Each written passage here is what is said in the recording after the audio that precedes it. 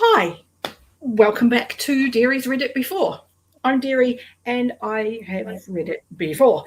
With me are two absolutely lovely ladies who I have discovered because they're in the middle of reading, let me see, Realm of the Elderlings. So they really had no choice but to come and visit me. And then when I find you, I discover, Ashleigh, you're called Library of a Silver Saint. And I'm like, I wonder if that's got anything to do with Empire of the Vampire, another book I also love. And then I listened to you both talk, and you're currently reading A Song of Ice and Fire. And I'm thinking, I think I need to be friends with these ladies. So welcome to the channel. We have Ashleigh, Library of a Silver Saint, and we have Abi, Books and Three Cats. And both of you are more active on Instagram. Is that right? Yeah. Yes. Okay. Yeah. So how did you find BookTube? Ooh. Abi, you go first. I was going to say, so I'm not really, I'm a lurker on BookTube. And I have been for years. And I was lurking on BookTube for a long time before I ever made my Instagram.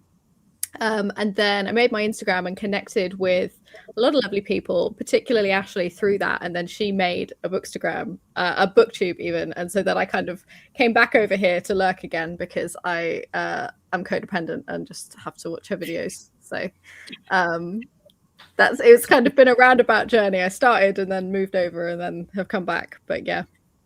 But you found your people, and that's the important thing. Yes. And what sort of tempted you across to BookTube then, Ashleigh? Honestly, I've been thinking about starting it for a while, but I have for a very long time I've been in a very similar position to Abi, where I have just been a lurker. I've been watching YouTube for as long as I can remember, pretty much. But BookTube, I've probably been watching for consistently, I would say, for a good 5 or 6 years now. And I just started meeting so many incredible people and eventually thought, I'm going to give this a go. But it wasn't until I sort of started meeting people in this sort of fantasy space where it just kind of gave me a bit of a boost, because people were just creating videos, like just setting up their phone and talking about books that they love. And I think it kind of removed a bit of the fear away from me of thinking, oh, I can't start a channel because I don't have a very nice backdrop, or I can't edit, or I can't do this, I can't do that. And people were just setting up their camera and yapping about books. And I thought, you know what, actually, that sounds really great. And then I saw everybody chatting and doing live streams and things like this. And I thought, I want to be a part of that, and it's been great. Yeah, and that was, pretty much why I joined. I was like, I have opinions. I've read that. I want to talk about it. And that's why I have a channel. I have particular favorites because I reread so much that kind of makes it easy for people, if they've read some series, to just come over to my channel and talk about it for as long as they like, and it doesn't damage their algorithm. So, because that's just what my channel does. But for you guys who I haven't known as long as I've known a lot of the people on BookTube, you probably don't know why I reread so much. I had a stroke in 2011, and I didn't know I'd had a stroke until 2019, when a CT scan after concussion showed the area of damage in my brain, and the doctor went, oh, that's from your stroke. I knew I'd had a stroke. And my doctor at the time didn't believe me, didn't treat me for that stroke. Ultimately, what I've pieced together for myself is that is the point at which I stopped being able to easily retain the, where if it was an old read, could totally reread it, not a problem. If it was a new book in an existing world, sequels, companions, I could do that. It existed already. I was just adding to the lore. But if it was a new world, I could read it, and a week later, gone. I know I've read Name of the Wind. I remember nothing. I know I've read it. That's incredible, though, that you've made such a recovery then. If you weren't treated properly, that's I am lucky. I am, and I do feel very blessed that I did very quickly regain movement in my left side, and whatever else went wrong in my brain, who knows? Could explain a lot of things. But I found what helped me the most was when I discovered BookTube, and I found my people. One of the creators in BookTube has a channel called A Critical Dragon, and he's an Irish professor of literature. He's absolutely amazing. And he pretty much re-taught me how to read. In using some of the ways he teaches people to be better readers, I've been able to start reading new books in a different way that makes it stick. So I've been enjoying new books. They're a bit of work, but it's exciting. So I've read Empire of the Vampire, and I've read Dungeon Crawler Carl, and I'm like, oh, these are so great. And I'm having a blast. But it has meant my rereads of things like Robin Hobb and A Song of Ice and Fire have been put on the back burner for a while. I haven't read Realm of the Elderlings for 2 years. Oh my gosh. Well, from what you've told us about how many times you've reread that, that's quite the feat now. Yeah. You better pick it up immediately. It was an annual reread for a very long time and kind of misfits. So yeah. With all of that said,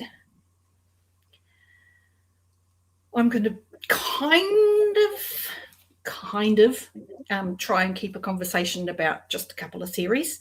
I tend to get a bit fangirly though. So you might have I think Ashleigh and I are as bad as each other with tangents. So we self-sabotage all the time. It's great. I don't mind. It's fine. But for me, because you're still quite early in your Hobb journey, you've only just finished Tawny Man. How did you come to it? And sort of tell me how you got there, because she's incredibly underrated and very rarely spoken of outside of fantasy BookTube. So how did you find her? I first was introduced to her from the channel Dylan from Spaced Out Reads. I mentioned to you just before we recorded, Derri, that is how I was kind of introduced to this section of BookTube with fantasy, where I wasn't really watching a lot of book content, but then this video just popped up, and it had a picture of Eragon in it. And that's why I clicked on it, because it was such a childhood favorite of mine. But in that video, he then spoke about a lot of books, and Realm of the Elderlings was involved in that. So that's where I first heard of her and her work. And then, but most predominantly in terms of what's pushed me to start reading it and reading it with Abi, because I believe Abi and I both read, well, I finished it more recently than you, Abi, but you read Farseer a couple of years ago, didn't you? But we were kind of around a similar time at starting. But more recently, that what pushed me was actually the channel, the Chris and Mads, their channel, excuse me, they were talking about it quite a lot. And so it got mentioned on there. And a lot of people like the Brothers Gwyn were mentioning it quite a lot in their channel. And it just kept coming up, and particularly Live Ships. That was the one that just kept on getting mentioned and mentioned and mentioned. And so eventually, that's what sort of kicked it off for me. Excellent. So the viewers are out there bringing you in. So, and was that sort of similar for you, Abi? As she was saying, you started it a little before she did. Yes. So for me, it's been a long time coming, actually. And I had a friend in school who I used to read a lot of the same books as, and he was telling me for a really long time that I should read Robin Hobb because I'd really love her books. And I did that thing where I was like, yeah, I will at some point, I'll get to it. And I just never got to it, and I can't explain why. And then a couple of years ago, I started getting back into kind of fantasy reading. And I just saw them in the library one day. I was like, oh, actually, yeah, that's one that I've been meaning to read for a really long time. And I ended up going out and I bought Assassin's Apprentice. Because I thought I'll keep it on the shelf for when I'm a horrendous mood reader. So it's like, if I have it on the shelf, when the mood strikes, when I'm ready for it, I can pick it up. And it took me probably another year to pick it up. I was really slow to get to it. And then I read Assassin's Apprentice over the course of about a month, and I absolutely fell in love with Robin Hobb's kind of writing style and the deep character study. But I think with where I was at with my kind of time that I had to read and where I was at with my fantasy journey in general, I was definitely slower reading Farseer as a trilogy than I have been with the subsequent ones. And I think I love Assassin's Quest. I do. I think it's a tad long though. I had some issues with the pacing.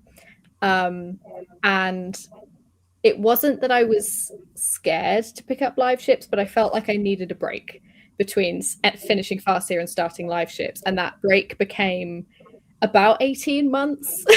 And then Ashleigh mentioned that, because we connected through Empire of the Vampire, Ashleigh and I, and she mentioned that she'd been thinking of reading it. And I was like, oh, yeah, no, I really need to read that as well. And kind of picked up some momentum from there. But she's been cooking in my brain for a long time. I'm just excited to be back there now and diving into it, because she is unmatched in what she does. So a little bit biased, so yeah, I agree with that. You're not alone in struggling with Assassin's Quest at all. Of all of the books in pretty much the entire realm of the Elderlings, that's the one that people are like, oh my god, it's too long. And I kind of agree with it. I mean, I would quite happily just spend forever in the 200 pages at the beginning of Fool's Errand where literally nothing happens. Oh, so, me too. I love that. Yeah. I will say, and it's something I do say to all readers, and we all hate to hear it, so I know that it's one of those things. The reread, so much better. Once you have context for everything, it becomes almost a completely different story. Not because anything's changed, because nothing has changed. Everything has always been right on the page, but you understand it now. You understand the motivations, and you understand why these reactions are the way they are, and you understand the lore and why things happen the way they do. So reading it the second time, you get to read a whole new story that you know you're going to love, and it's different. Yeah, I'm really excited for the reread on this one. I think there's something so special about finding a series like that when you're even still reading it for the first time, you know that it's going to be one that you return to again, and that's really exciting. Yeah. And as you were saying before we went live, Ashleigh, there are so many threads to really well-written stories, like A Song of Ice and Fire, where it can withstand rereading. You can read anything more than once. Trust me, I know this. Not everything can withstand that. Sometimes you love something, you just have the best time reading it. Then you read it again and you're like, oh, that's all it was. There's actually nothing else here. A Song of Ice and Fire, that depth of character, that background, that lore, the motivations for why everything's happening. When you reread, you get more. You're like, oh, I didn't notice that before. That makes a lot of sense because it's tight, and you make all of these new connections on a story you've already read. And to be able to keep doing that, to me, is such a high bar, basically, that they can pack so much into these words that the same sentence can mean so many different things to so many different characters. She's a genius. Yeah, absolutely. I think it's something that you both sort of said as well. Because I even though I said that I struggled with Assassin's Quest because of the length, and I will also say predominantly I think it's because I listened to the audiobook, and the audiobook I really struggled with. But immediately as I sort of got into, because I love the series as a whole. That when I got through life, but then obviously after reading Tawny Man, I always have said, oh my gosh, when I go back and reread, Assassin's Quest is going to be a 5-star for me because I'm going to appreciate it so much more. But I think when I read Assassin's Apprentice, when I read Farseer in general, I loved it, but it definitely was a change of pace for me. It was very different to the other books that I'd been reading. I'd not been reading anything with writing that was that intentional. and that character driven. And so I think I've almost gone on a journey with Robin where almost I feel like a bit like Pip, like when you're with him right at the beginning, he's so young. He's so young. But the impact that the books had, I think it just took me a little bit of time to appreciate what she is doing and what she's creating, and actually adjust to the writing style. The fact that it is a lot slower. At the time, I was reading a lot of other really fast-paced, action-heavy books, particularly when it was just boom, boom, boom. Going to Assassin's Apprentice was almost, like whiplash in the best way possible. But it was, because it was so much slower.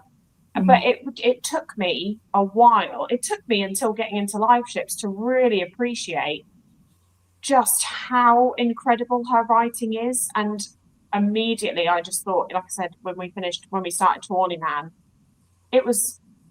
I think it had taken that long for me to really fully appreciate what she's doing. And now I just know that the reread is going to be, I'm already looking forward to rereading it, and we've not even finished it. That is music to my ears. Music to my ears. And another thing that, I can sort of bring to this is the series grows with you. Yeah. I was a very young woman when I read this the first time. And the things that she writes mean different things to a reader as you read it, because you're in a different place in your life. So you can relate differently to these characters, where the first time I read it, some of the older characters, I was like, oh, God, okay, whatever. And coming to it, I'm in my 50s now. I'm reading that and I'm like, no, I understand. I know why these characters are behaving this way. I know why that's where they're putting their focus. So they even go with you as you evolve as a reader. And again, it's that benchmark. It's really high. And, I don't bemoan that there isn't much out there. And I long for the day when a new writer comes out with the same kind of talent. Like, I'm not going, oh, no one are going to be very happy about that. No, I want authors to be trying to reach that mark, to possibly better it. Because how amazing would that be? I mean, how amazing. More authors that can do this, the better. It baffles me that she created this. Like, I just, and like I was saying, I've sort of mentioned it a few times on my channel, like when I've been reading them, every time I read a bit of one of these books, I then will give Harry, my partner, a full debrief on everything that happened the next day. He now knows everything about all of the characters. But I just say, how did this come from her brain? All of this has been in there. I know.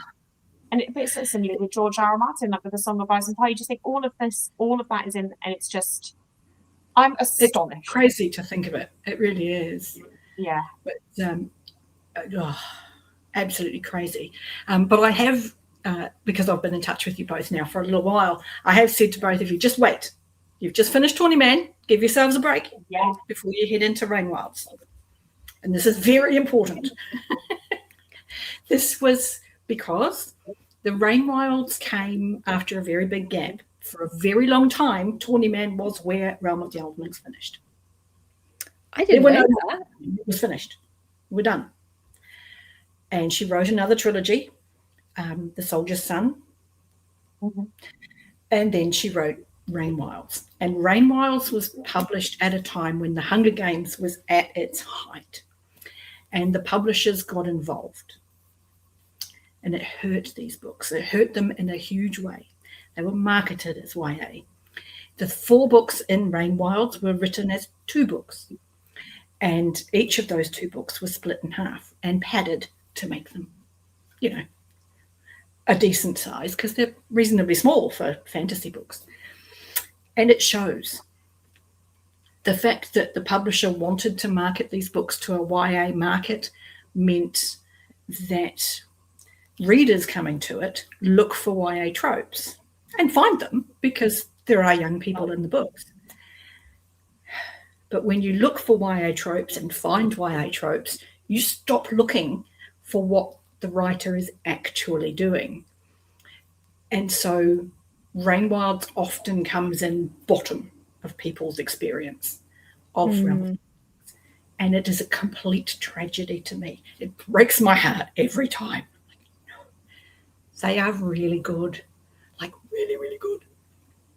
And when you come into Rain Wilds, fresh off Tawny Man, the climax of this enormous story with so powerful and so emotionally hitting, to start again in an entirely new section of the world with entirely new characters, it feels like you've just been in a train crash where you've come to an abrupt stop from 200 miles an hour.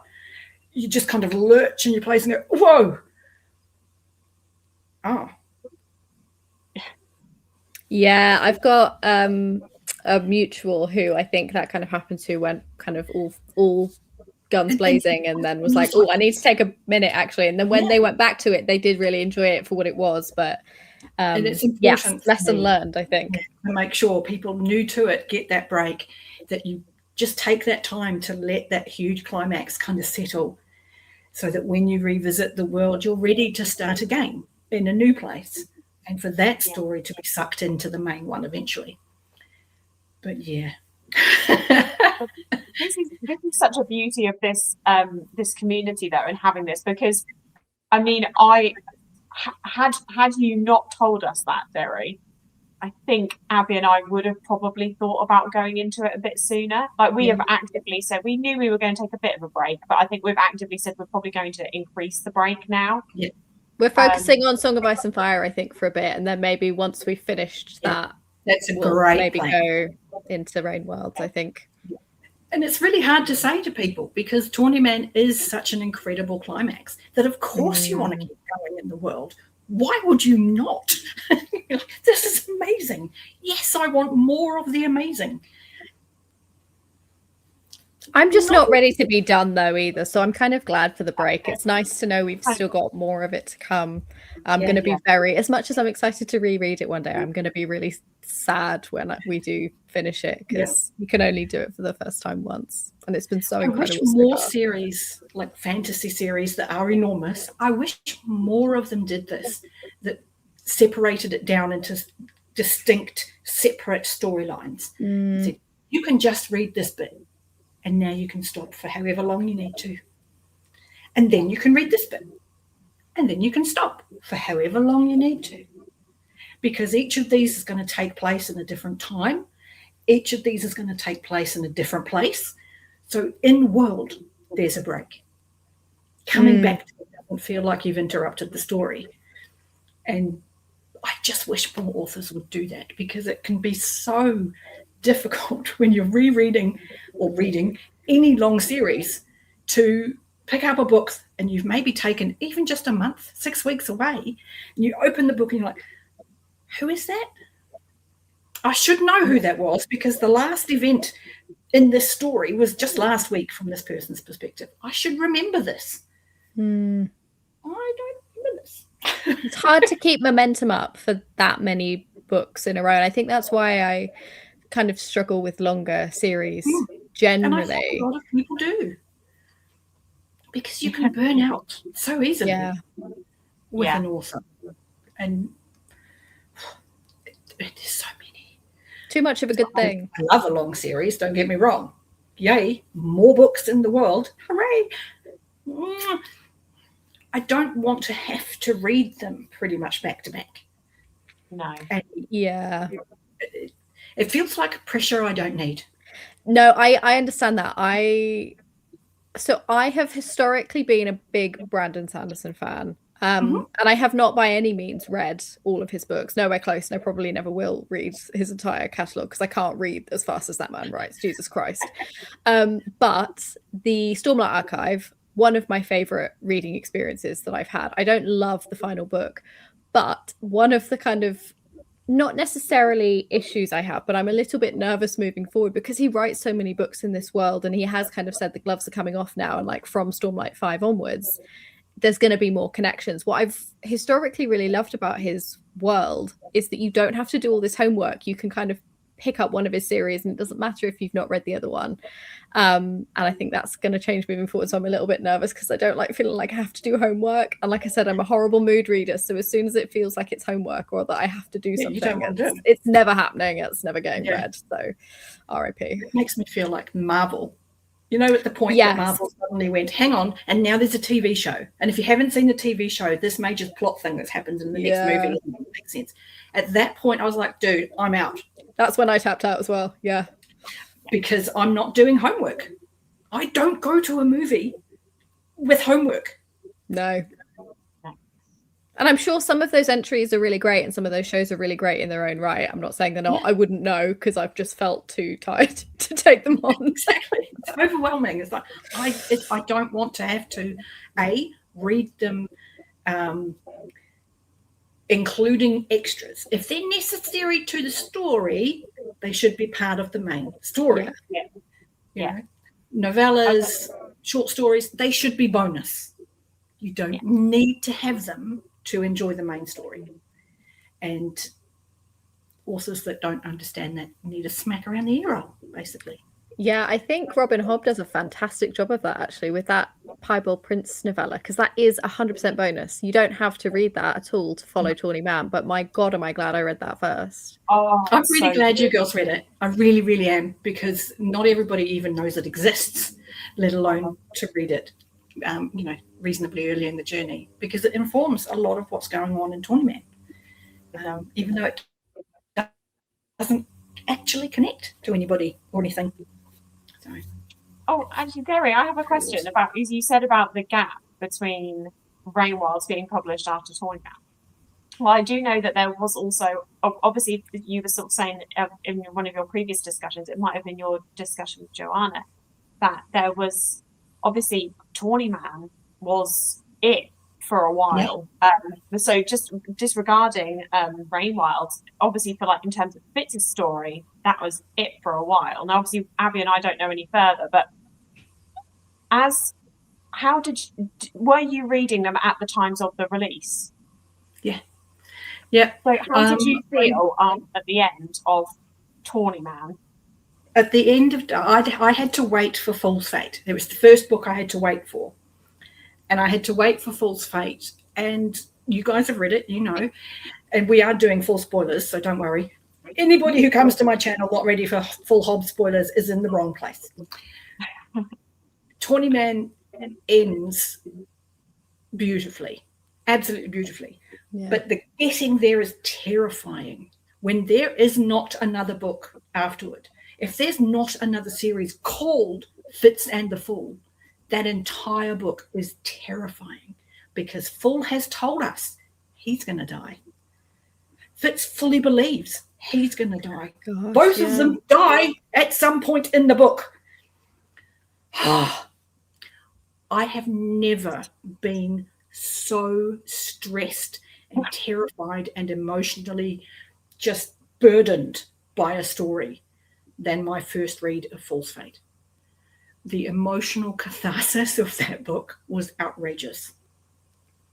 And nowadays, for as amazing as Fool's Fate is for people reading it now, there's also that security when you start reading it that you know they're going to survive because there's books to come. I didn't have that safety net. And it was terrifying. I was going to lose at least one of these characters who live in my heart rent-free. I was going to lose one of them. And the story made me lose them. Gone.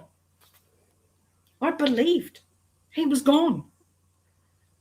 Because of course he is. It's the final book.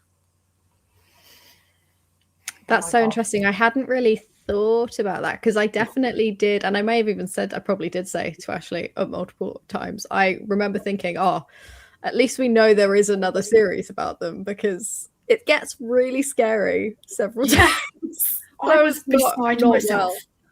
I was absolutely beside myself.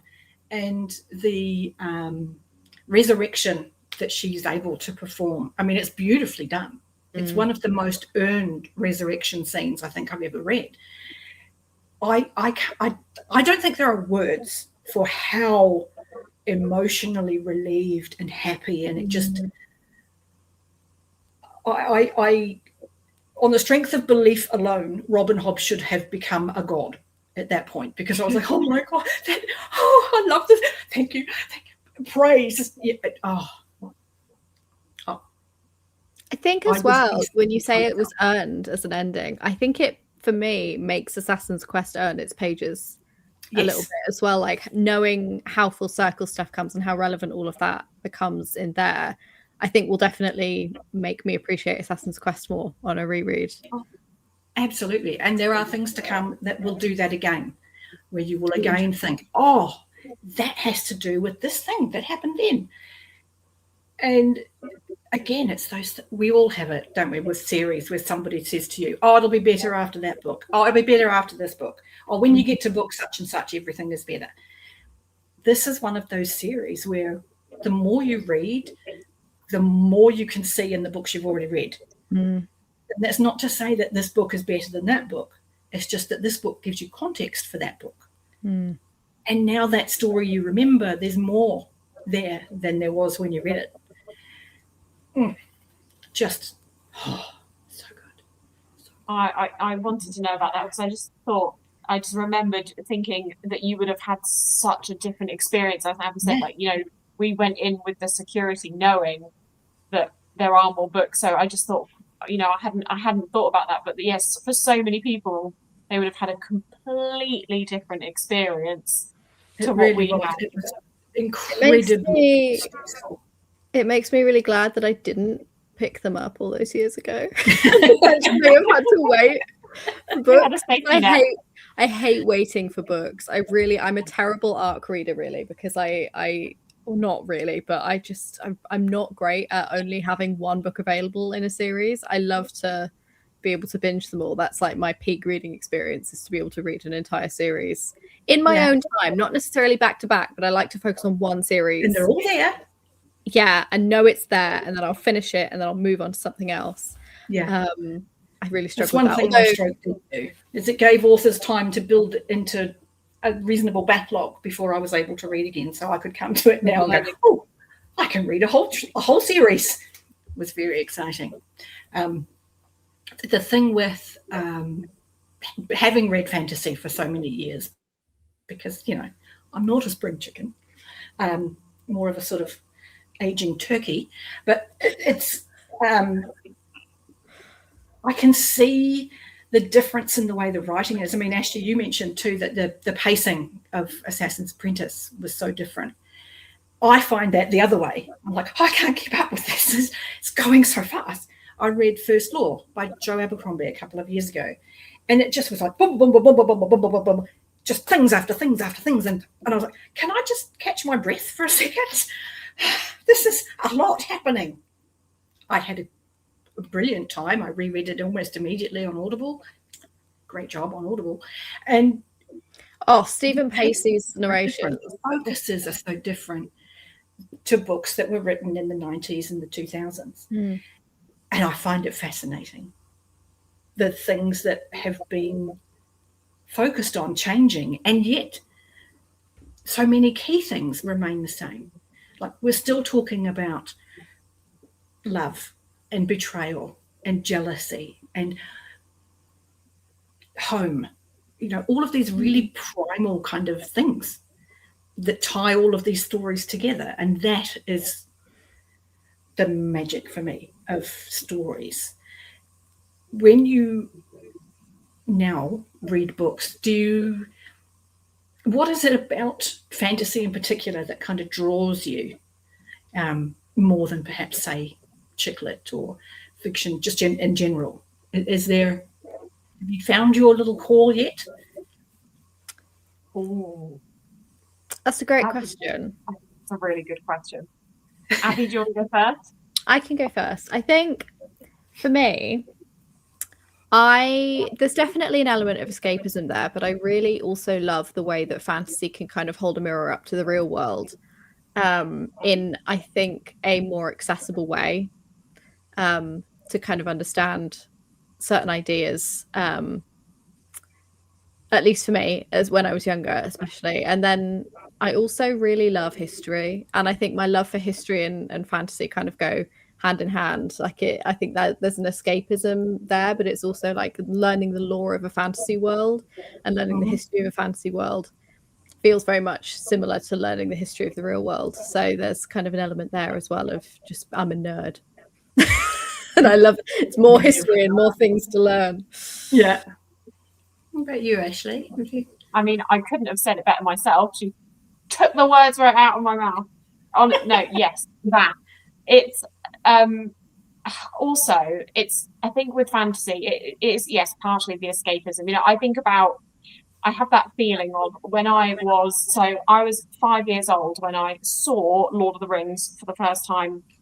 It was the first on my parents got this huge screen in like huge new TV, and they bought this full speaker system, and it was the first thing that we watched on the big screen in our house. And that feeling of seeing Rivendell and Hobbiton and all of these things for the first time, that's how I feel when I go into a fantasy book. And so it is that escapism, but very similarly to what Abi said, I feel like, whereas you said, Abi, it's like a mirror of sort of a lot of things that we have in our own world, which I completely agree with.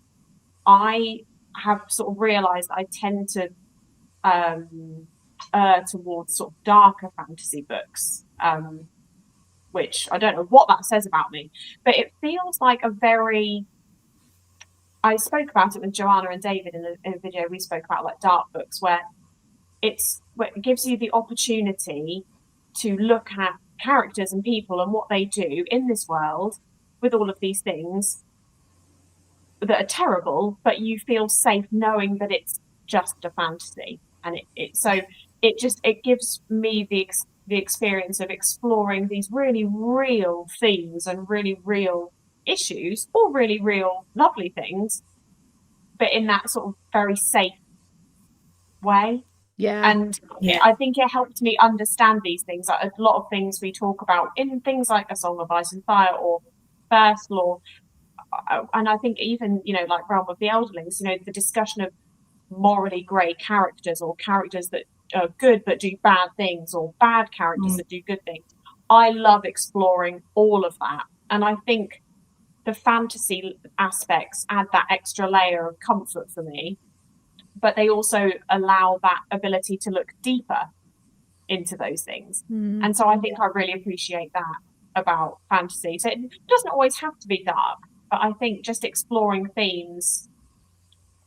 It's a safe way to kind of experience something that you're maybe not going to experience yourself, or practice experiencing something that you might experience yourself one day. It's the same reason I think reading for kids is so great, and they should have not necessarily dark things in kids' books, but I think it's a good thing when kids have to tackle certain things in a book, because it gives them experience of it before they have to deal with it in the real world. I'm a big fan of dark things in kids' stories. Possibly because I'm old, and I remember when fairy tales were fairy tales before they got Disneyfied, and your Cinderella's ugly sisters were chopping off pieces of their feet to get into the glass slipper. Old fairy tales are pretty freaking gnarly, and there were real consequences in those stories. So I don't have a problem with dark stories for kids at all, because the real world is not a nice place. And for me, the thing with fantasy is it's easier to let the structure of a story be what it is and just think about the characters and be like, yes, we're going to get into their character and all their motivations and all their traumas and what's triggering this. I really struggle with contemporary fiction because a situation feels so forced to put these characters in a position to explore those things. And I get stuck on the situation being so forced. I'm like, that doesn't happen. You don't, romances, oh my God, you don't give job at a company. It's your first job as a young woman, and you're the secretary to the really handsome boss who suddenly falls madly in love with you and a wife to a billionaire. That just doesn't happen. But I can give away that disbelief if it's about dragons, because it's about dragons. Clearly, that situation is imaginary. I can let that go, and it can just be about people. And Terry Pratchett for me is the absolute king of doing it, but he's able to tackle really important and divisive issues without bringing cognitive bias into it, where he can talk about racism, but because it's not black people and white people or Asian people versus Polynesian people, it's about dwarves and trolls. So we can talk about racism without putting anybody on the defensive. We can talk about gender and identity because we're talking about a dwarf who wants to be a girl. We're just, because we're taking that question, that morality debate out of the real world. Nobody sees themselves in this debate now. We're just having the debate. We're just exploring this concept. And you aren't on either side. So you aren't fighting whatever indoctrinated beliefs you already hold. That, to me, is the gift that fantasy gives us as readers. I think it makes us better people. I agree. Yeah. I do.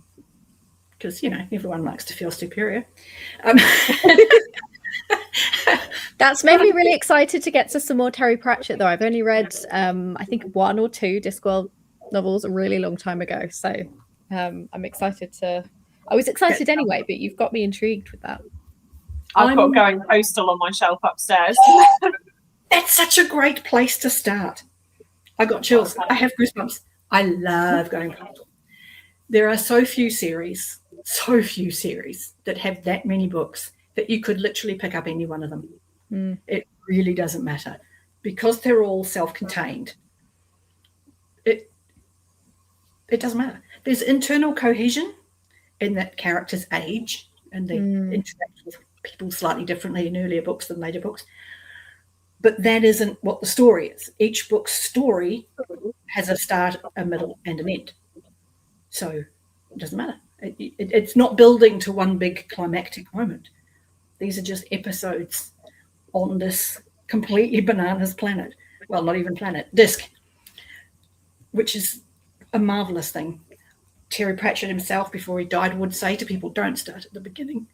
Those aren't great. See, I did. And here's the thing. I did. I think I picked up Colour of Magic first.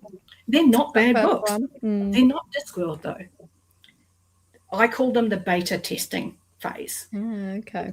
Playing in fantasy. He was literally mocking fantasy. He was like, anybody could write this. So it's literally just poking fun at all of the tropes. So they're great. They're brilliant. They're funny. They're very self-aware, well-written. They're just not Discworld yet.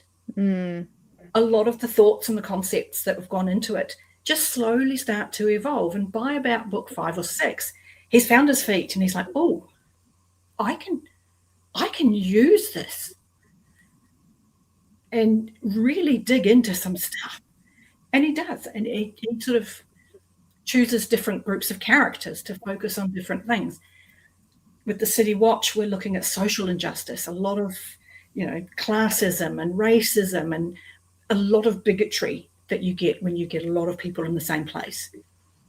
With the Death books, you get a lot of sort of philosophy about the meaning of life and where do we find meaning and why is this so important. And with the Witches, it's about the power of story and how the words that you use with people can change how they think and how being able to control people's thinking can control the way they behave.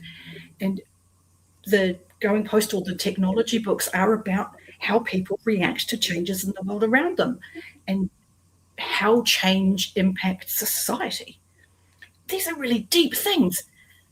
Yet they also have gags about a tiny dog walking around with a dildo in a courtroom. They're bonkers and they're brilliant. And some of them are better than others. And some of them don't land because your life experience doesn't lend itself to that story. Other ones, you're like, oh my God, that man looked into my soul. But that didn't land for someone else. There's something in Discworld for everybody. I'm a massive, massive fan of Discworld. Massive. I'm going to have to step into it. I'm going to have to brave it and give it a go. I've got to say it's upstairs on my shelf. Oh, This is the librarian from Discworld. Yes, he is an orangutan. There is a story there. He won't let them turn him back into a human. And all he ever says is ook. That's the only word he utters. And he's a very smart orangutan because that ook covers a lot. Somehow Terry Pratchett is able to let you know what the librarian is thinking just by saying ook. Interesting. It's a skill.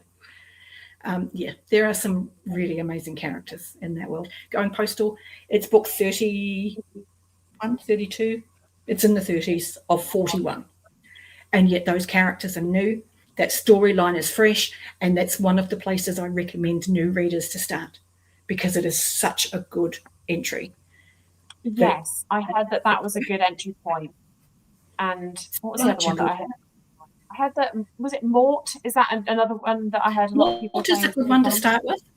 That's the one I've got on my shelf, yeah. Yeah, Mort is, I think, the 4th book. So we're still finding our feet. And it's the first of the death books. And what you need to know about the death books is that death isn't ever the A plot, ever. He's only ever, at most, the B plot. Death shows up, sometimes only for a sentence, in 40 of those 41 books. So it's not like we're shortchanged on death. But it tends to focus around other characters, the death books. And Mort was the first one, so it has its moments. Parts of it are genius and will continue to be a big thing. Other parts of it we kind of rework a little bit for the next death book, and they improve as you go. Mort's a great place to start. Guards is a fabulous place to start. That's the beginning of the City Watch and where you meet the librarian if you haven't met him in the Wizard books earlier. Weird Sisters or Equal Rights are good places to start for the witches. Equal Rights is during the Betas testing. So lots of things change between that and Weird Sisters. Weird Sisters is where the witches are how the witches will be.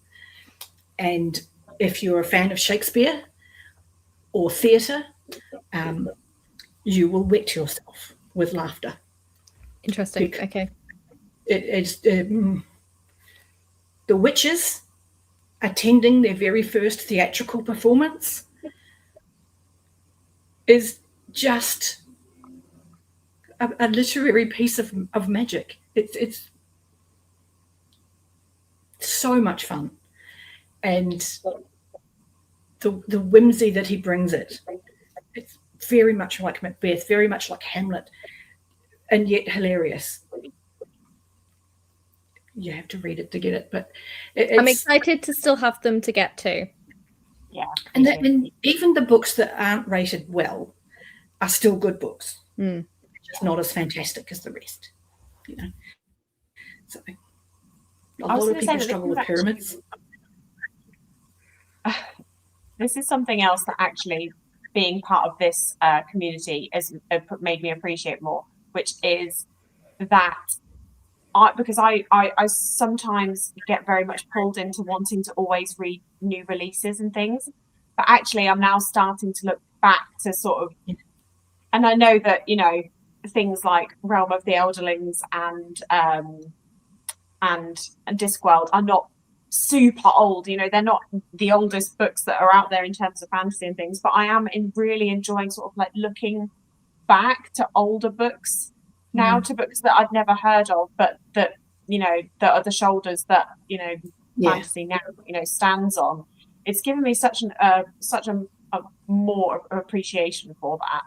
I do think I would be, I know we've spoken about Realm of the Elderlings already, but I think, you know, how would I be if I hadn't experienced that? And now looking back to older ones and things like that, I'm so grateful for this space to have done that for me.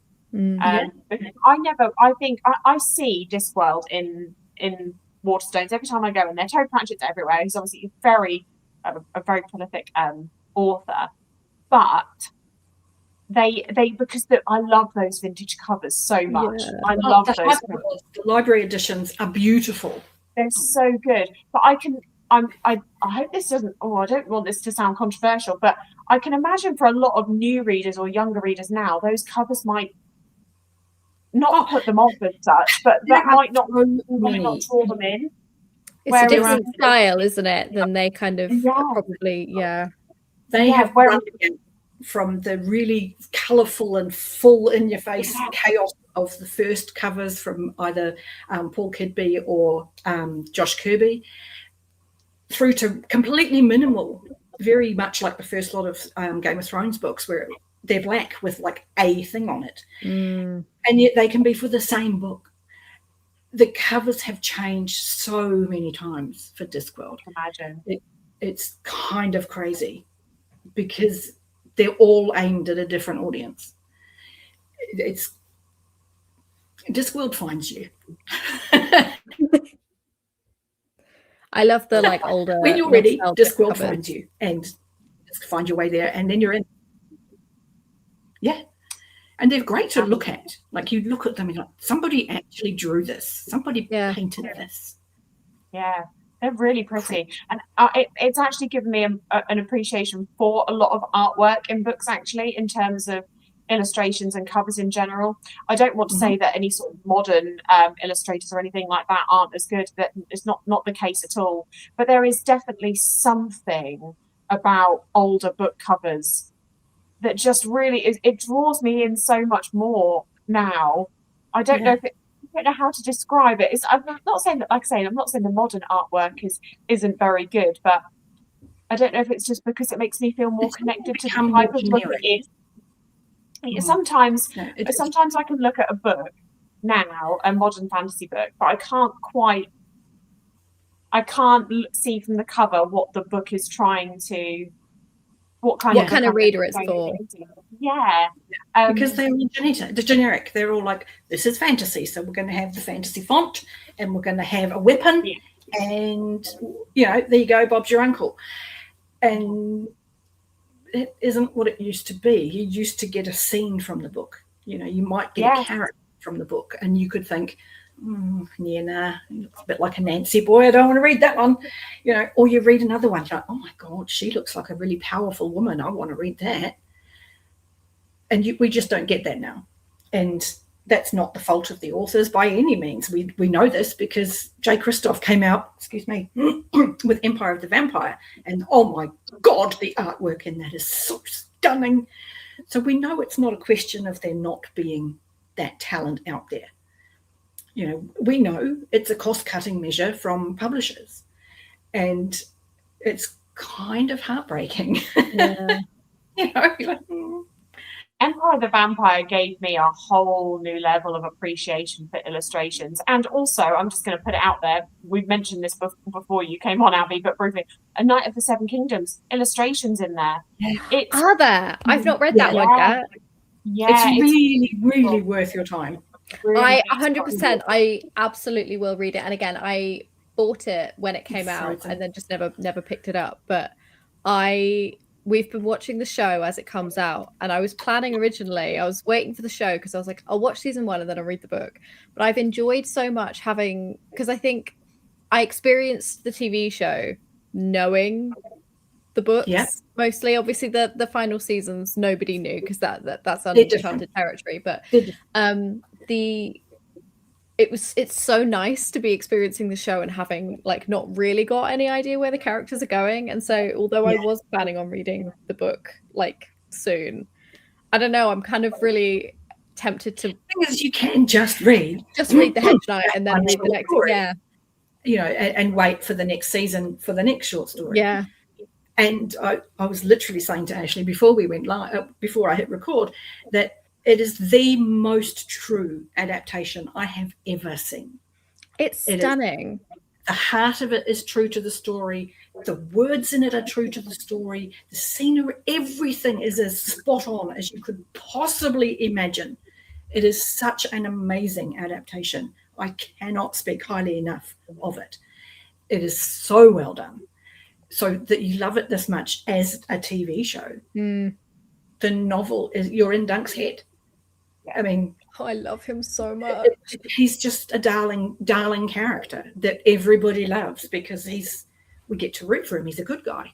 Which is so unique in a George Martin world. Like, I know, right? So refreshing to be like, you're a good one, I'm gonna stick with you, because the rest of them you're kind of having to like justify to yourself. Why do I like you? What are you gonna do next? Are you gonna redeem yourself? Probably not. Well, I used to like you and I've stood up for you a lot, but you're kind of turning into a bit of a shithole. I don't know that I want to stand by my earlier statements.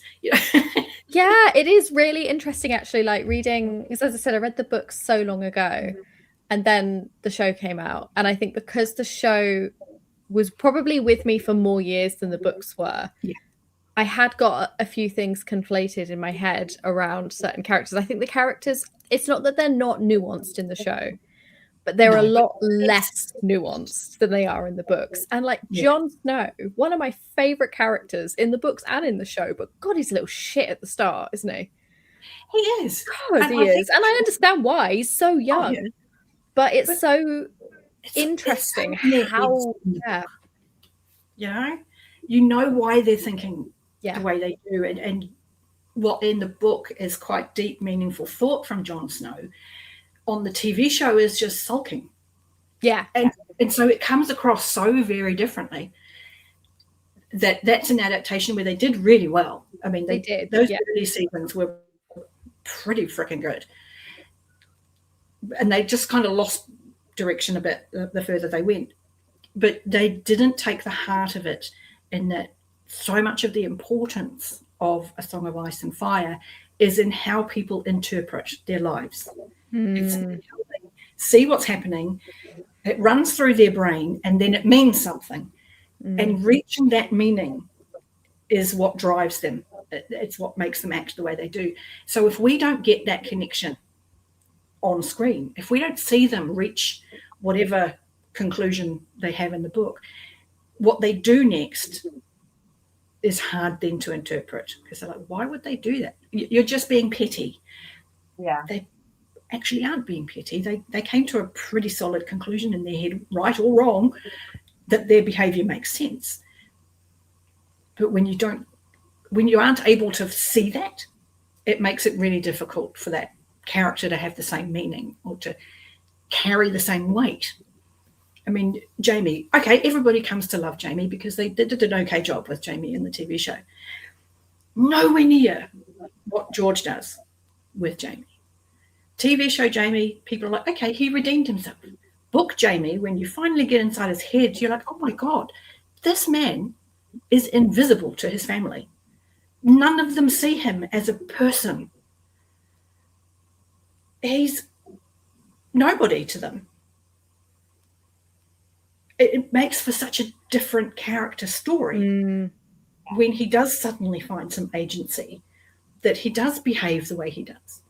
I think that's the genius of George Martin, though, is every single person on that page, whether they're a perspective character at the time or not, feels so fully fleshed out, and they have their own motivations, and they read like they have had that full thought process. They never feel like they're just there to serve the plot. And then when you do finally get into their head in some of the later books, it's like light bulb moments, isn't it? Yeah, definitely. And those inner monologue. Oh, hell yes. When we finally get Melisandre's chapter, really close to the end of A Dance with Dragons, and for the first time we see inside her head, suddenly she's a very different person. In that, she's kept Davos's son with her, and it feels like some kind of petty punishment from Davos. He's like, my son is being held back from his future, when in fact she's thinking, this man has lost his other sons. I can keep one of them safe. So what to the rest of the world looks like petty punishment is actually a very deep kindness, but only she knows it. And being able to get into characters' heads and show you that in a way that you believe is a talent. Yeah, definitely. Crazy. Because I detest that character. She's horrible, Yeah. I mentioned to Abby a couple that I think the show, it's difficult because I wouldn't say that the show necessarily did them dirty, but I think it did with Catelyn. I think it did a little bit with her. I think justice. Yeah, and Sansa. But I think a lot of it comes with Sansa. I think a lot of it is, in terms of the earlier series, it's because you just don't have her inner monologue, which her inner monologue is so important for her development. Yeah. But Catelyn is one of the ones that I think is done dirty in the show. She's so much. I think what the show did is they failed to show that she was the political savvy. Yes. That Ned was this country bumpkin who had no clue how politics works. He knows the king because they were friends as kids. He's never met the king. He knows Robert. Yeah. Catelyn understands that as king, there's stuff going on. And she's got the savvy. She knows how the politics works. She knows who is influencing everybody else. And she knows how appearances matter. And she's trying to put this information into her husband's head. And it's just not going in. But she's more successful with Rob, where because she's her mother, she's his mother, he listens. Even if half the time, go away, Mum, I know what I'm doing. He at least gives her the time of day and goes, oh, actually, that's quite a good point. And you just don't see it because it's Sean Bean. You can't make him out to be an idiot. That's the thing. That's I was going to say that because I saw a reel the other day, and it was the scene from the end of season 1 where Ned Stark has been imprisoned and Varys goes down, and says, you could go to the Night's Watch. All you have to do is say that you did it and whatever. And Ned kind of refuses. He's like, do you think my life is so important to me? I'd rather have my honor. And I didn't really clock at the time of watching it or haven't remembered. That's just not a scene that happens. And he doesn't really clock the game as such in that way. No. And it kind of felt to me, as soon as I saw that, I was like, oh, yeah, they really did kind of sacrifice. And I don't know that it was necessarily as conscious of a decision as sacrifice Catelyn to buoy Ned's character up a bit. But you are right. You've got Sean Bean playing this character, and it's like he can't. I'm not saying he's never going to be a believable idiot. Naive in the books. He's so naive, and you kind of realize, oh, Catelyn's got him a long way actually. And as soon as he doesn't have her influence there, look what happens. Exactly. He works well as the lord of an area where loyalty and honesty has value. Yeah. He can operate like that as a liege lord to people who respect that. The moment he's put into anything vaguely political, he is in over his head. This second son issue that is such a big thing in the book never gets brought to the forefront in the TV show.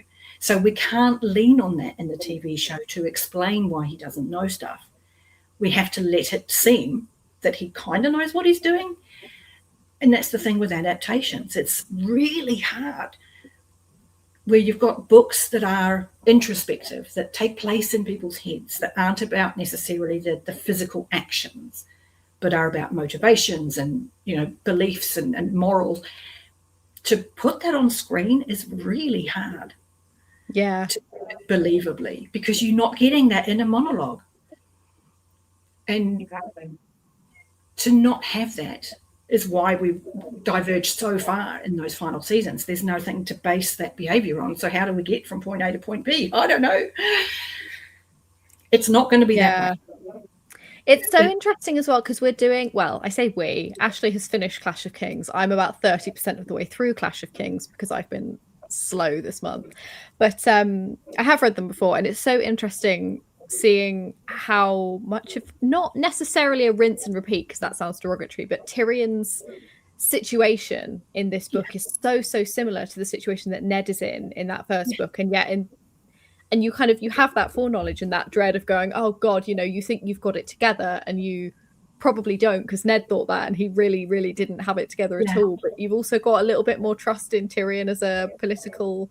It's so interesting how it feels in that way of like retreading, not to quote a different series, but like the Wheel of Time and the wheel spins, it kind of feels a bit like that. It feels so deliberately crafted that these stories echo each other even throughout the series. It's Absolutely. oh God, I love it so much.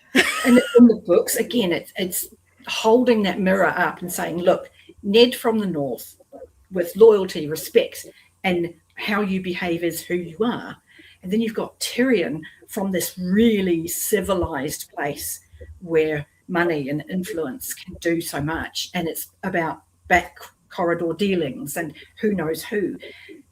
Put them in the same situation, and you've got one man who's completely betrayed and loses his life eventually, and another who manages to finagle his way into people's heads and pockets and minds. And okay, I've got info coming from this direction, and I've got rid of that one because that one's a bad egg, and I've put my man in that place, so I've now got that under control, and I know what's happening here. I haven't figured out that guy's plan yet, but he's up to something. I'm gonna find out. Yeah, his mind just goes at like 100 miles an hour, doesn't it? Whereas Ned's was always very like singularly focused. Yeah, he's like, well, that person said that, and I'm going to believe those words. Yeah. I feel like this has got so much reread value, this series as well. It's just, and it's, you know, I imagine that we will get some version of Littlefinger going north, and that's where we'll get the reverse of that, where someone who is used to manipulation, is used to saying one thing, doing another, that's where he's going to fail, because that doesn't fly in the north. So we're going to get the reverse of that. Hopefully. I would love to see that. It will be very different from how we saw it on screen, no doubt. But we will get a satisfying moment with that similar feeling of, yes, you deserved that. Yeah. But I'm looking forward to that, because I take copious amounts of copium and believe the day will come where I get to read that. I do as well, but I was saying, sorry, I'm just yammering on about A Song of Ice and Fire, but this is one of my it's fine topics that I could talk about for hours. I was saying to Ashleigh, so we're good. I was saying to Ashleigh earlier how I feel it's such a shame that so much of the discourse around this series online is focused on the fact it's unfinished, because I think that does such a disservice to the journey you on. And I 100% think it's worth reading them. Yes, even unfinished. Even unfinished, it's phenomenal. And if you're that worried about it, watch the rest of the show and take that as your ending, and that just deal with it. But you really don't have to have something be, and like, for me, the ending of a book won't make it a 5-star or a 4-star or whatever. Like, if the journey, it can be icing on the cake. It's great. Whereas, and I understand that some readers, that's the opposite. They will, they value an ending a lot more. So I appreciate that. But I just think it's such a shame. I don't know why my camera's just turned off, but it's such a shame that he doesn't get his flowers. I feel like he deserves his flowers way more. And I think the vitriol, like anything, it's the nasty people who are loudest, because there are so many more people who just love it for what it is and appreciate what we have, and would quite happily just laud George for the rest of his life and go, thank you so much for what we do have. And whenever you're ready, no pressure, just whenever. I think the majority of the A Song of Ice and Fire fans in the world are these people. Just, very, very few authors reach a level of success that he's reached. And I sort of think, if I won the lottery, if I, for whatever insane reason, came into such wealth, to such riches, there's no way I'm going to do the freaking house cleaning tomorrow. I'm on holiday now for the rest of my life. If he never writes a single thing again, who could blame him? He literally had golden coins rain on him from heaven for his talent. That he still writes anything is a gift. To moan about what he's writing is so rude. Yeah, people treat him abominably, and it makes me really, really angry. But I think you're right. I think the majority of fans, it's just that they're the quiet majority, aren't they? Versus the, It's hard to be really visceral about, take your time, George. Maybe we should be. Maybe we should be aggressively supportive. Maybe we should. Yes. It doesn't work with the algorithm quite so nicely. No. But yeah, No, I do I feel for him. Yeah. I agree with what you say, that mindset that it's not finished does the series a disservice, because the books that exist are worth reading for what they are, and they're incredible character studies, they're incredible history lessons, they're incredible in terms of how nations operate. You can learn so much about human nature reading those books because they're so incredibly well written. That has value whether it's finished or not. Just, yeah. Absolutely. They're so good. It's such a shame that the series being, I mean it's got so famous now that with the TV adaptation as well, that I think I think most people will know most elements of the story by now, but there are some people that will not pick it up because it's not finished, and that to me is just heartbreaking, because I just think, no, you really are missing out on such an opportunity. Because, like you say, Abby, I completely agree. You know, Abby, we generally say the same thing about this, don't we? That when we read a series, generally book one is actually always the one that sort of we look at with the most respect in a lot of ways, because it's your introduction. It was your, you know, how you met all the characters in the world, and the one that you have generally the most appreciation for in some ways. Not always, but the ending, if it has a satisfying ending, brilliant, but it's generally not always the most important part of the series. It is the middle bits that are the most important, and where it started. And so it really upsets me that some people wouldn't even dip their toes in for it not having an ending or a confirmed ending. I think as well, sorry, I'm on my soapbox about this series now.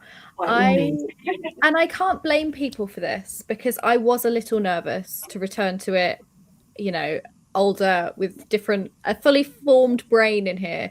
I think the show takes the gratuitous nature of the violence and the sex in this world, and it does up to 100 for shock value. I don't know who thought that was, and it does dip as the seasons go on. It gets better, but I think again that had kind of conflated in my head as like that was on the page. And don't get me wrong, there are some things about books where I'm like, okay, maybe I would critique him there, of like that did make me slightly uncomfortable, but it never feels icky. No, like it doesn't feel icky in his intentions. And I think the violence isn't. It always serves a purpose in the plot, and there isn't like loads of. And I know there was that backlash with the whole Sansa thing, because that doesn't happen in that way in the books. And to somebody else, you know, it's not that it didn't happen at all. There was a character that went through that. And Bookborn, I don't know if you're familiar with Bookborn, had said for a very long time she was never going to read Game of Thrones, and she hadn't watched the TV show, but what she knew of the TV show was why she was never going to read the books. And it took a lot of us a long time to really bring home to her, this is not what the books are. The Torchborn that we got in the TV show isn't in the books. Theon, we don't ever see a moment of his torture, ever. We see things leading up to the torture, and we see him after the torture. We see the effects of it. We see the way it changes how he thinks. We never see what is actually done to him. That's far more powerful, because we're getting that damaged brain, we're getting that damaged psyche, we're getting how much that impacts him as a person, in that he doesn't even identify as a person anymore. But we don't get that in the show. We get brutality and we get gore. We're going to relish the nastiness of it. And I wasn't there for that. There's no nuance to that. There's no skill to telling that story by doing that. That's an unnecessary value. That's what it is. Yeah. It's unnecessary, and it didn't help anybody's storyline. So we were all very thrilled when Bookborn finally picked it up, and she was like, "Oh my god, this is actually really good." Like, I'm so glad. That makes me so happy. I think it's one of her favourite series now, isn't it? Yes, we are all very happy. Yeah. No, it was amazing because I know that she was reading it without having seen the show, which is so good, and not knowing anything. So things like the end of series 1, the end of book 1, actually being a huge shock. But what you guys were just saying about the sort of gratuitous side of it, I think that's something in general that I've also come to appreciate with these kinds of fantasy books, is that actually, because quite a lot of books, and I've critiqued a few or had negative views of a few books that I've read in the past, where I do feel like certain scenes have just been put in there either as for shock factor, or as a trying to use it as a hook to then create a cliffhanger for book 2. Yeah. I don't like that because it feels so unnecessary. But the authors that can still get across to the reader that intensity and still how awful it is, but just essentially either hinting or foreshadowing, or just using fade to black scenes where there's no. They're not trying to traumatize the reader. Yeah. Yes, but you can still see the effect, and I don't really. I know we're talking about a Song of Ice and Fire, but obviously, live ships. There's this takes place where it's more fade to black, more it's hinted at, and you know it's happening, but it's not explicit. Yeah, it's still uncomfortable to read. Really uncomfortable. But it's so cleverly written, and I feel like George R. R. Martin did it in a very similar way, where it's hinted. The live ships instance is my soapbox, is one of my soapbox moments, where yes, we're in POV, yes, we're on page, but we are not ever graphic, ever. No. And everything that the character is experiencing, I can tell you firsthand, is how you experience that. It's not about the physical nature of the attack. It's about blame and shock and why and how and confusion, and it's about how you feel. So the portrayal of that on page, it's in your face, it's confronting, this is happening and you are in it. But we're never graphic. We're never talking about the physicality of it, because that's not the nature of that attack.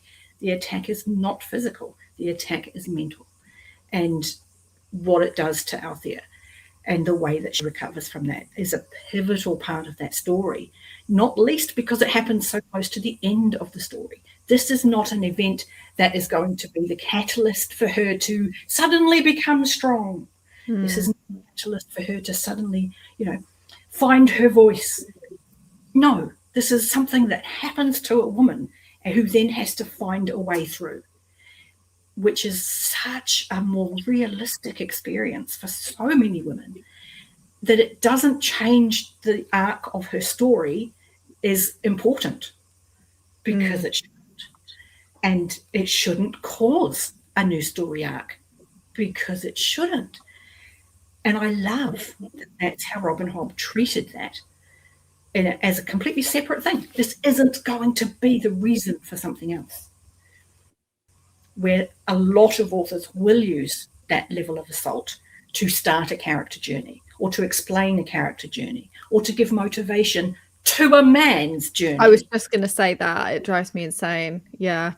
And that is so common and so overused that to see it in the way Robin Hobb does it is really confronting, because you have to confront it as an event in its own right, which I will always give her incredible credit for, because I don't think I've ever seen it handled so well. Very closely by Juliette Marillier in Daughter of the Forest. She handles things in a similar kind of way.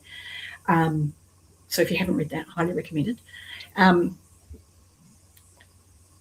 Because fantasy is full of it. Fantasy, it's one of the awful things about being a woman who reads fantasy, is how many times we have to read it. George doesn't use it as a story arc. No. He uses it to show you who people are. Yeah, exactly. To say this person has survived this level of brutality. They're still that person. They're still having to find a way to keep going. Yeah. It's something that I remember when Abby and I was talking about reading Game of Thrones again. You know, we were apprehensive about the scenes with Daenerys. You were, in particular, when you were Abby, because you couldn't quite remember how they came across. Well, she's so young, and I think I can remember a few scenes from slightly later books that I'm a little bit nervous to encounter, which we've not got to yet. But I was really nervous in particular to get to the wedding night between her and Drogo, because in the show that is played for shock value and played for brutality, really. And I am not, this sounds awful, because she is a child and she can't consent, but within the bounds of that scenario and the world they're in, she does actually consent. It's not a violent situation. No, it's not a violent. And it wasn't as brutal as I feared it was going to be, and it's still a situation that she shouldn't have been in, but I think the memory of the show had kind of made me so nervous. Yeah. I mean, for me, the Daenerys and Drogo relationship is fascinating to me, because he treats her, and she says it herself, you know, she spends all day riding the horse, and then when she finally gets to sit down and rest her tired body, she then gets used by her husband like a horse. Yeah. And he treats her that way. In her first ever sexual event, he treats her like an unbroken horse. He's gentle. He uses calm words. He leads her into getting used to being touched before we go, okay, now we're doing this. The way you break a horse.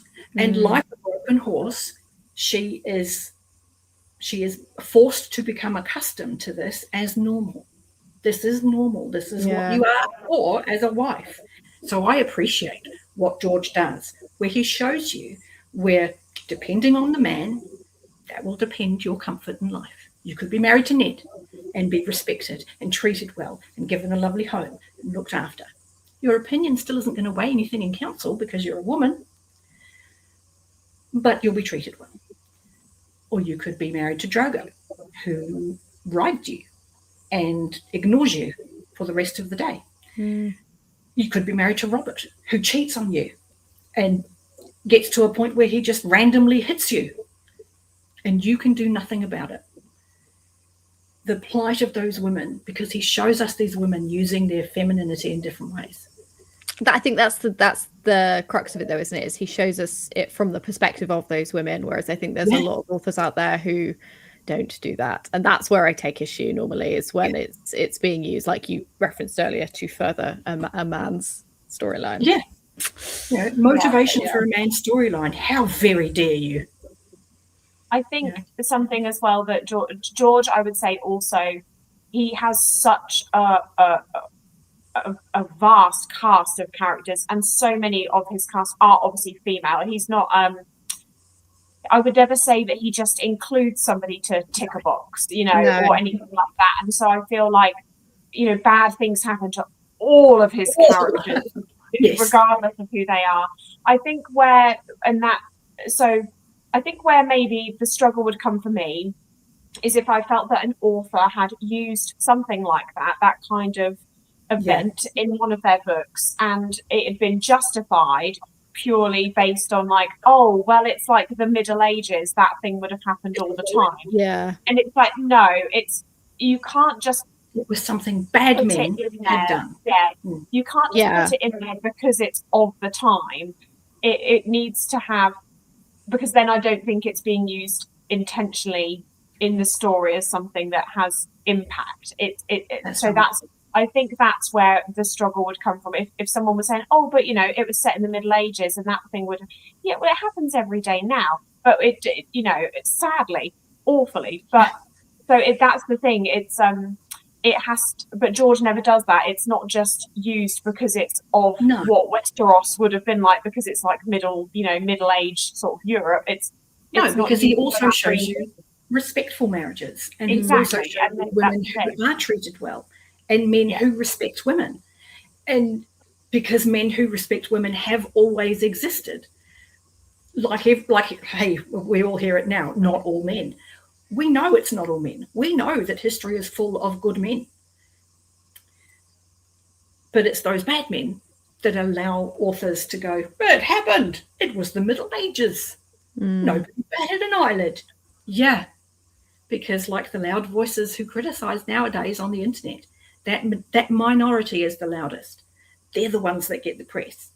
And so, yeah, you're basing your story on the bad behavior of this handful of people, where the vast majority didn't do that. The vast majority weren't abusers, weren't assaulters.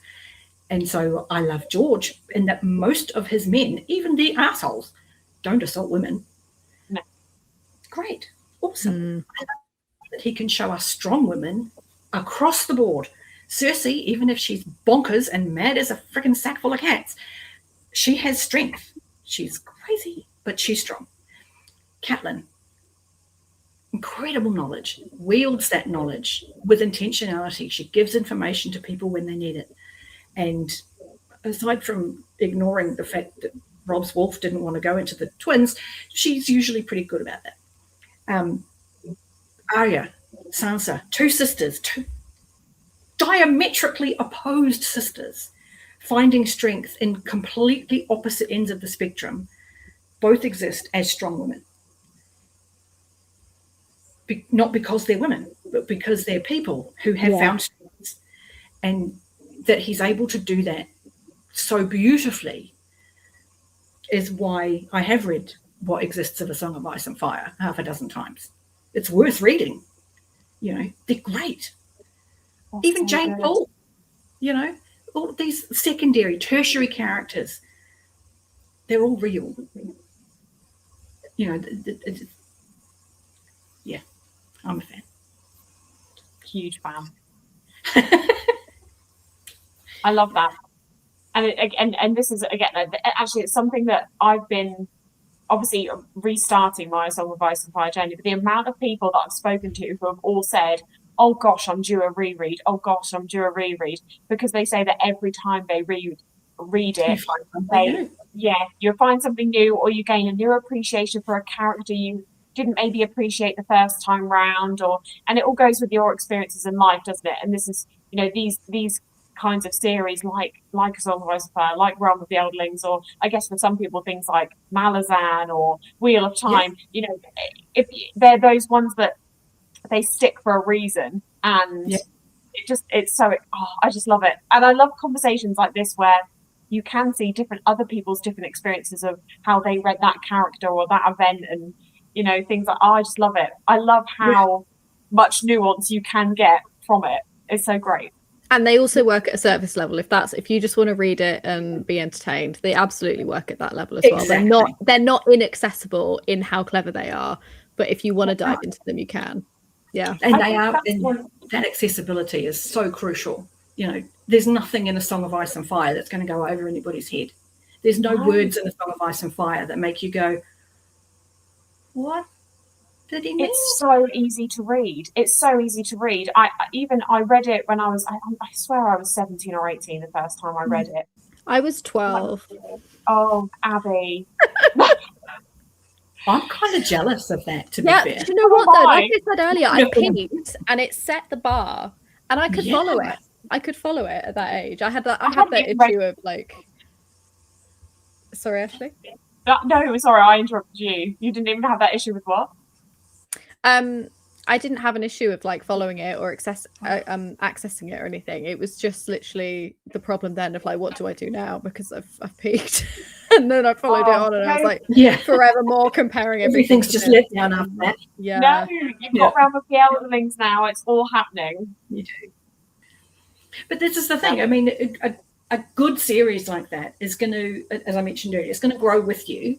Like, I'm sure you found it, Abi, already, just with Game of Thrones, that suddenly things that just went completely over your head as a teenager, as a woman, you're now going, wow, I didn't even see this as a thing when I read it the first time. I'm appreciating the craft so much more this time as well. Like, they're just sublime. And you keep learning more, and you see more nuance. And the joy for me with Realm of the Elderlings is that it goes over such a vast time that we see the hero's journey past the point where he wins the big quest. Yeah, it's so rare in fantasy. The story normally stops when they win, but we see the aftermath. We see, well, what do you do now? How do you rebuild your life? What do you do? And we see that. And when you get to Fits in the Fool, you'll see again, okay, what does this look like now? What am I carrying? What are the burdens? What are the guilts? What are the things that haunt me that we don't usually get to see? And that is absolutely magical, to see the reflection of the character thinking back on events in the first books. And you get to see their own understanding change about what things meant. And it's the depth of that storytelling is amazing. And we kind of get a bit of that with A Song of Ice and Fire. It doesn't cover the same distance and time, but we do have them reminiscing about things that happened before the storyline began, and how those things haunt them, and how those things affect what they do now and their choices. And that makes it such a compelling read, because nobody's life just starts now, unless you're born. But, your experiences in life are all driven by what's gone before. So to include that in the story is beautiful, Yeah. I think something that I didn't think I could experience in reading fantasy came with reading oh my gosh, Fool's Errand. Yeah. The first 50% of that book, I know that you could essentially say, well, nothing really happens, and it doesn't. No, I have never been so blissfully happy. I was just, and I could read thousands of pages of that. I read it so many times. It was just beautiful. But how clever is it that somebody can create and craft characters that are so in depth that you feel like you know them personally, but to almost feel like a fly on the wall, like you're just sat on the wall of Fitz's house, just watching him just live his life, and it's just the most that I could, like you say, I just read pages and pages and pages. I could never get tired of it. To be able to be in that position where you feel that at home in a world with people that are literally just created from Robin Hobb's head. It's words on a page. It blows my mind. Yeah, the ability to create these worlds, the richness of what's in Robin Hobb's brain, what's in George R. R. Martin's brain, I can't even imagine. I really can't. It's like how do you have so many people's lives in your brain? Because that's how I see it for Robin Hobb. I imagine that somewhere in her head Fitz exists and is living somewhere, and just occasionally will come back and go, oh, okay, this is what I've been up to for the last little while. Blah. And she writes it down. But somewhere in her head, that's happening. For all of the characters as well, not just... Yeah, how is she doing that? I don't know. The other thing I love about Robin Hobb is that in a single perspective, just Fitz, we never get inside the heads of some of my most loved characters. We never get inside Patience's head. We never get in Ketrican's head. We never get in Burrick's head. And yet those characters are so fully formed and are so intentionally written that there are... My last reread, I burst into tears when somebody bit into a piece of bread at a table, because I knew what that moment signified to that person, even though I've never been in that person's head, what it signified to that person, what it told me they understood about what... I was like, I have read this too many times. That sentence, yes, is not normal. But it just carried so much information with it, with the context that I had. Who can do that in a person you never get inside the head of? I'm stumped. It's just phenomenal. I think she has said in interviews or something that people have obviously asked her about, character crafting and how she does it. And I think she did say in one of her interviews that she literally, when she's writing a character, she lives them Yeah, she becomes them. At a later one of the cons recently, Bookborn asked her the question, and she said, "I put them on like a cloak, and I just had them." And so, whatever they believe, I believe in that moment. And I've seen her. I'll send you a link later. There's an interview she did many years ago with George R.R. Martin and their editor at the time. They shared an editor. It's about an hour and a half of them talking, and somebody asked her something about why she writes so many horrible things for Fitz, and she said, I usually don't. He just makes decisions, and I have to do situations, and he usually adds about 400 pages to a book just because he does. That makes so much sense. She lets him make a decision and then goes, "Oh, that is the decision he will make." And then, now I have to go. I was done. Now I have to write this. Christ. Yeah. So even she thinks he's an idiot. And I mean, he's our idiot and we love him, but we love him. I just loved her answer, that she lets him make these decisions that she didn't plan for, that she didn't know he was going to do. But when he makes the decision, she lets it stand and go, "Oh, okay. How am I going to get you out of this?" Fitz sure does love to make a decision, doesn't he? That makes me think of Jay Kristoff, actually, because when I saw him in London, one of his questions was he got a lot of questions asked about plot and how he comes up with plot and stuff and things like that, or characters, and how he writes them. And he said, honestly, they get to the point where he says, I know them so well that I would think about writing something for them, and he'd say, actually, no, that they wouldn't. No, what am I thinking? Of course they wouldn't do that. But he says that he knows his character so well that they end up just writing themselves, and they just it just takes off. And I love that. Did he talk about Aaron when you saw him? Aaron DeCoste? Yeah. Because I found his whole perspective. He talked a lot about how he hadn't originally planned for Aaron to go in a certain direction, and I don't want to spoil it because we're not talking about that series right now, so I don't want to go into spoilers. But my channel that's incredible for somebody to be that real to an author, that they just completely changed the plan. I thought, because Aaron's one of my favorite characters in that series, so I really fixated on that. Me too. I love Aaron. I cried so hard for Aaron. I was like, oh, that's so mean. I was beside myself, just saying. And Baptiste, I'm sorry. I love that man. Oh, I love them all.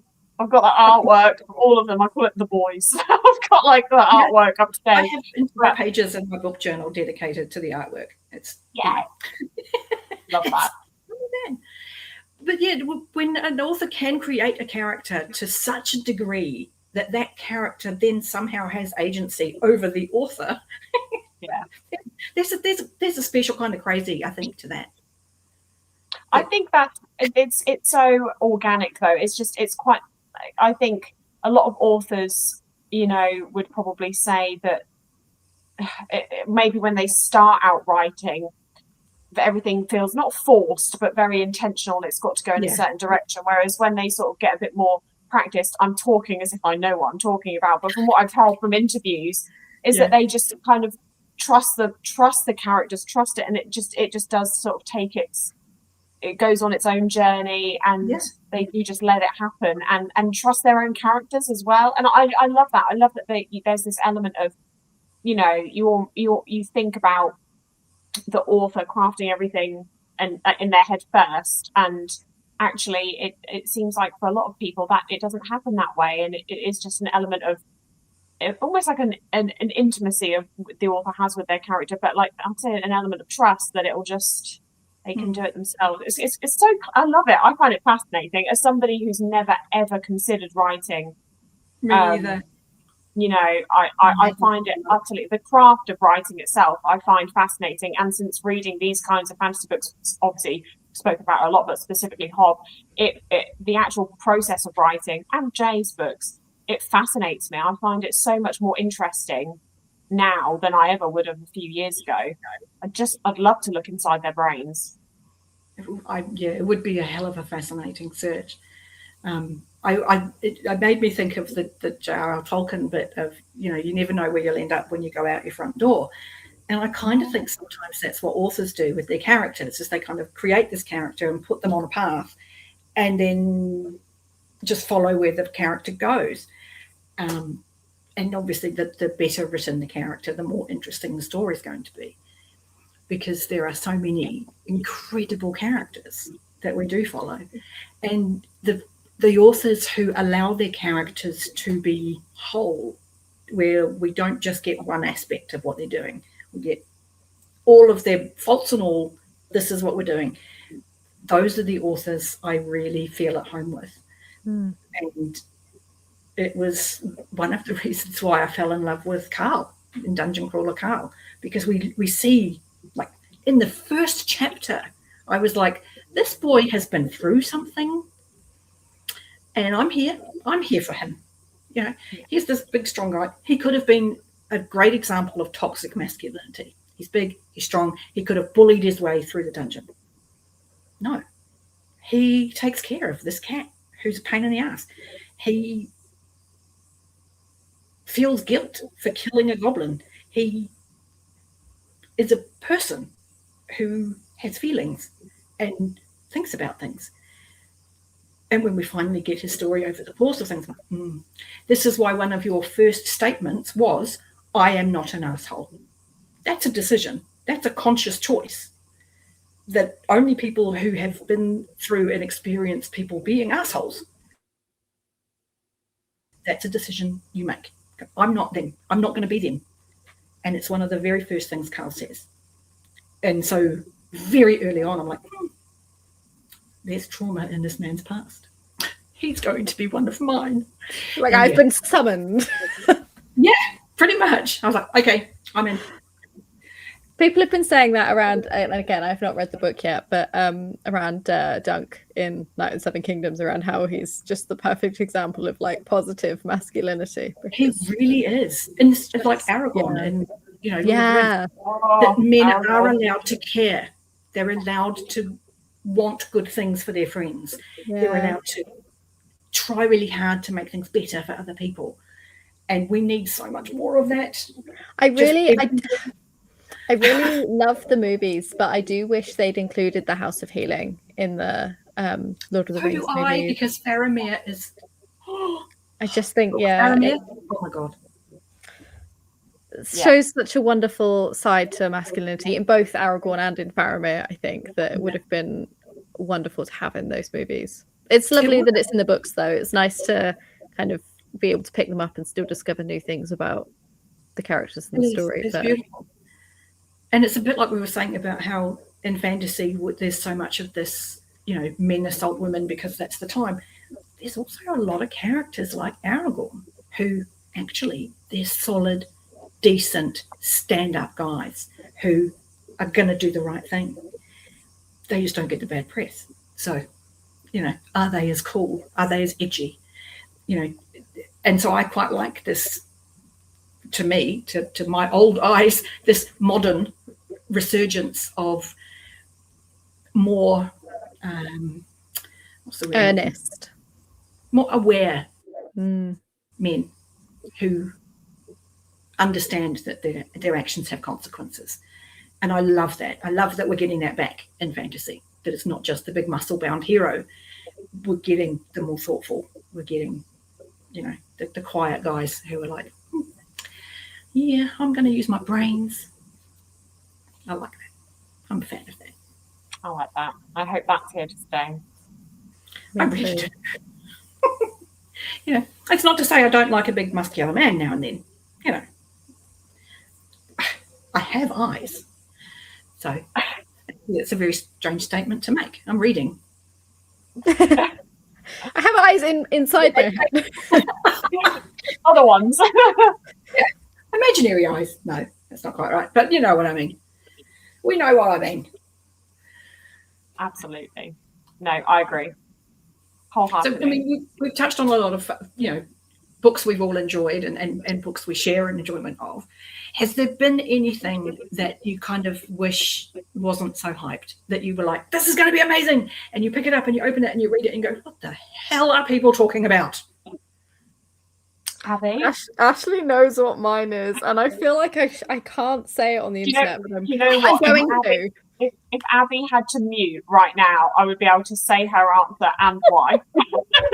Go on, say it. Say it for me. Somebody. It'll be a little something called Red Rising.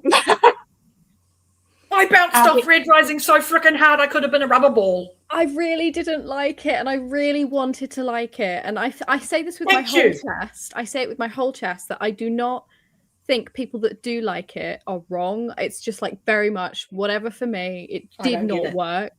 I don't get it. I really hated Darrow. And I tried, and it's such a shame because I tried the graphic audios and I loved the format of the graphic audios, and I thought that was so great, and I was so hyped to experience that story in that format. And I genuinely couldn't get through more than a couple of minutes of listening to it. I was listening to it on a walk. I was on the moors. It was very, I'd set myself up for success. I had a whole, afternoon of walking, and I was going to listen to this book. I really wanted to like it, and I couldn't get through more than a couple of minutes without ranting about it because of how angry it made me to a friend. And then I had to debrief with Ashleigh for 90 minutes on FaceTime after I officially DNF'd the book because I knew that she read it. Okay, I'm jealous because I didn't have anybody to rant to. I got a voice note every few minutes. A voice note every few minutes of like, okay, I've read chapter 1. I don't like Darrow. This is a problem. There was something about the tone of and again, I have had this discussion with a lot of people. I am not trying to yuck anyone's yum or whatever. It just didn't work for me. There was something about the tone of the authorial voice that made it feel like it went beyond just the character, and I just was deeply uncomfortable, and I thought I'd rather read some other voices in sci-fi. Thank you very much. I feel so validated. So many people I know adore it, and those are people whose tastes I trust. And so I really did want to like it because obviously I like these people, and the more we have in common, the more conversations we get to have, sharing something we love. I didn't tell them I was reading it, and I'm kind of glad I didn't.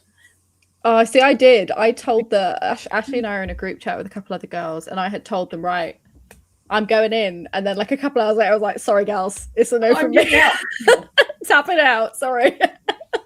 I get it. I feel you.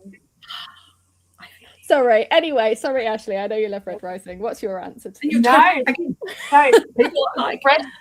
I do like Red Rising, but I was very, very, very honest when I read it the first time because I took a huge gap between Red Rising and then carrying on to Golden Sun because I struggled with Red Rising. I gave it 3 stars. I don't do star ratings anymore, but I really struggled with it. I kept struggling because it kept on being compared to the Hunger Games. It was constantly compared to the Hunger Games. To me, it was derivative of the Hunger Games. I'm sorry. I'm saying that with my whole chest. Derivative.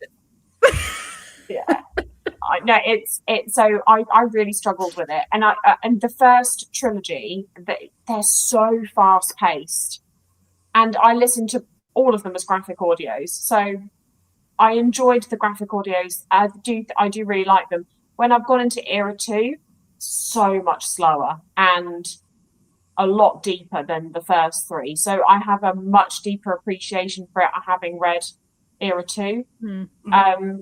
Entertainment-wise and, character-wise, I really did enjoy the trilogy, but it definitely has its faults. And it's not making it into, like, my favourites list. And it's got a lot of issues.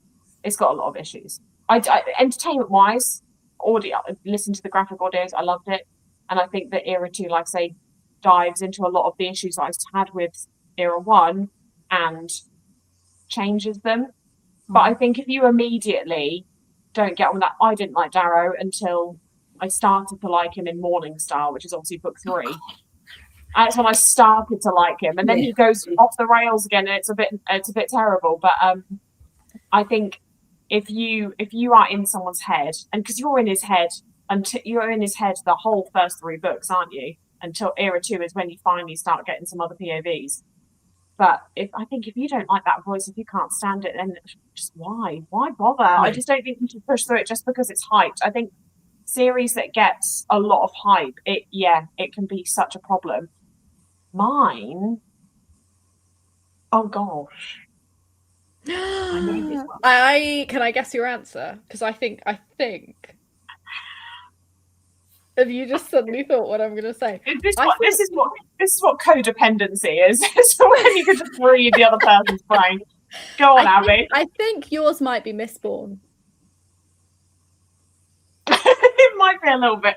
It's Mistborn. Yes, it is Mistborn. Brando Sando. I know that so many people love him and love the Cosmic, and I'm not against giving him another try. You know, I'll try it again. Maybe I'll pick up The Way of Kings, but it terrifies me because it's such a big series. Every book is over 1,000 pages. Yeah. I just, again, I did it by audio, so it could have been that the audio just did not work for me. But I just felt myself just not caring at all. I didn't care about the world. I didn't care about the characters. I didn't care what happened to them. I didn't care about the evil person. I didn't really know what their motivation was. I didn't really see them as a threat. And I just thought, I just didn't really, oh, I'm so awful. It's okay, because I love Mistborn, and that's your answer. And you like Red Rising, and that was my answer. So it balances each other out. I love it. You see, I haven't even attempted to read Brandon Sanderson. I know from what I've heard that his politics I don't agree with. His religion I don't agree with. His need for a hard magic system I really don't agree with. Yeah. I am not his audience, and I can accept that, basically, is what it comes down to. I'm old school fantasy. I want magic to be magic. I want it to be vibes. If you start explaining your magic to me, I don't want to know, because it's not magic anymore. I get that. I feel fairly confident I'm not his target audience, and I would add nothing to the conversation if I tried. So he can have that part of fantasy. He can just stay over there. Yeah, no, I feel this wholeheartedly, where I just have, I read Mistborn, and I've had no urge to pick up any more of his books. I just felt that there was just something that just didn't click. And he's got such a backlog that I just think, do you know what? I just think there'd be so much there. I'd be like, I could read so many. Yeah. It was quite a relief to take all of them off my TBR, though. It was quite a relief just thinking, maybe he's just not for me. I can take 50 plus books off my TBR. That's how I felt with Red Rising, to be fair. I was like, seven gone. It's just a relief, isn't it, sometimes, to just admit defeat and go, no, I'll read something else. Yeah, definitely. But it's one of those things where the sort of the hype can, I get really excited when I get excited about a series, but I am trying now to kind of rein myself in when I'm discussing a book, so that I'm not part of the just hypey, because it definitely can have a bit of an adverse effect for some people, I think, when they're going into a series. But then I guess you get it with everything. We all are different. We're all going to have a different experience with everything, aren't we? So things we love. I mean, that's part of why I love BookTube, is that we do get so passionate about the books that we love. And when we share that love, we get to share that excitement and that passion. And that is seriously the best part of being part of BookTube. And it's why it's a sadness that I bounced off Red Rising. It's why there's an element of sadness that I don't think I would gel with Brandon Sanderson, because I want to be part of these conversations. I want to be part of this group that's experiencing something they love. And, you know, that's a lot of the reason why I have worked hard at trying to be able to read new books, and why I'm so excited when a new book lands and stays and goes, I'm making myself at home in here. Because suddenly I've got another little group of people that I can have these conversations with and go, did you read the bit about the thing that did the thing? And they went and did the thing. And I can be excited and I can, get opinions out and let's dig into this and go deeper. And are we thinking this is about this, or are we thinking that this is a statement about that? There is so much joy in doing that and getting other people's opinions and letting that opinion flavor your next read, where you go, oh, I hadn't thought of it like that. If I read it with that in mind, does that change how I feel about something? And often it does. And that is the biggest gift that BookTube has given me, is these lenses to read books through. It is such an incredible gift. With that in mind, with all of the hype in BookTube, with all of the lenses of BookTube, what would be the next thing that you're hoping to enjoy that you haven't tasted yet? Is there a flavour out there that you're going, oh, I want to have a nibble at that? Either of you? For me, it's definitely dabbling more into the when I say older, it doesn't have to be really old fantasy, but I've been watching Jake from Nerd Level Rising. He does really good videos, and a few of the series he talks about are some series that I'd really like to dip my toe in. And I guess it's ones that I would call the intimidating series. So things like Malazan, Book of the New Sun by Jean Wool, and things like the Wars of Light and Shadow by Janny Wirtz. All series that I've heard the most incredible things about, but I do worry about, because sometimes they are notoriously known for being quite intimidating or difficult to get into or difficult to access, and I don't think that will be the case at all, from what I've heard.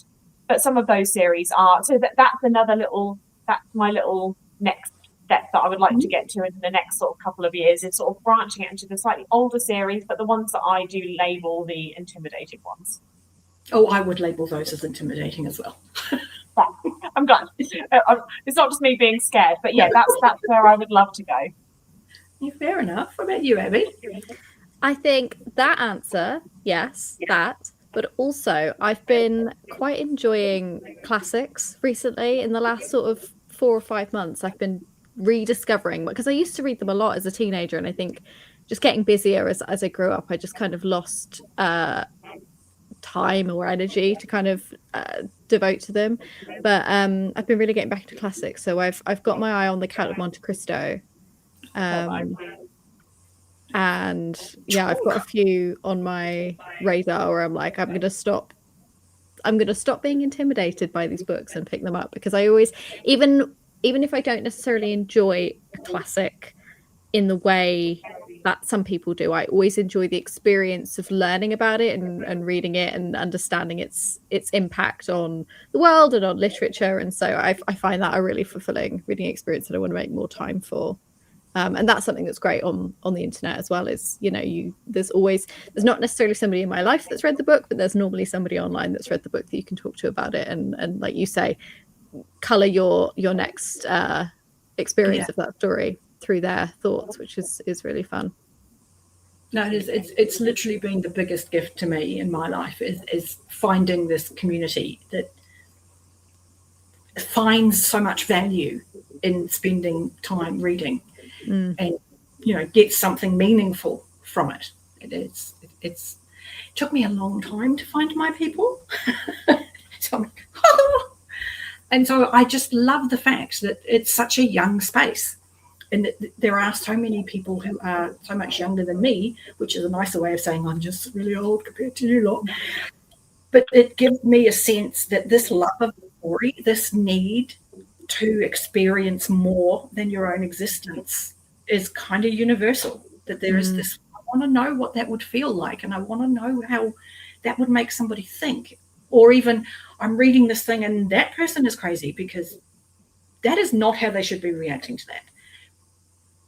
I love that it's still something that really drives us as people. Earlier you said, Ashleigh, that you were a tiny child when you watched Lord of the Rings for the first time. I was a parent going to the midnight screenings at the theatre. So that's an entire generation of people between us experiencing the same story, but getting the same feeling, seeing the same value, seeing the same perspective on a problem that's universal. And so I think that's why the book community is so kind of inclusive. Isn't it? Oh, you like books? Come in. Absolutely. You know, I think that's a gift. So welcome to YouTube, Ashleigh.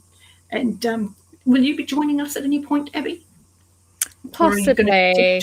Ashleigh's trying to convince me, but I'm moving house this year, so I'm kind of thinking maybe once we're set up in the new house, I'll think about it. But I just don't have the mental capacity or physical space to dedicate to like properly filming and stuff. But yeah, maybe one day. I do love to yap about books, so you can visit. There's plenty of us who do live streams and have conversations, and you're always welcome to visit. Thank So you. You can be a guest star. You know, you can be an occasionally guest star.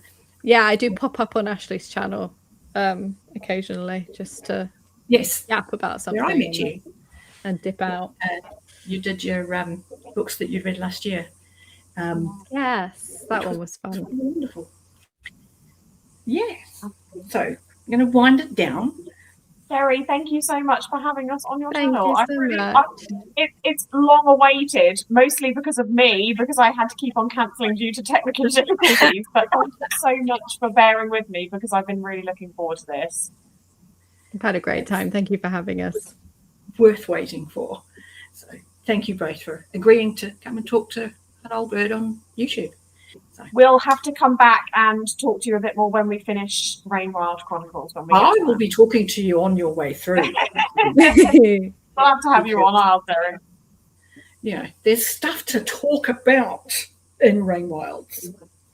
Both of these ladies will have contact information in my details. So there will be Instagram links for both of you. Ashleigh, I have your YouTube channel down there. If there's anywhere else people can get hold of you, obviously let me know. I will add that to the details. Because both of you are worth following and listening to, because you have wonderful things to say. But with that, I'm pretty much going to love you and leave you.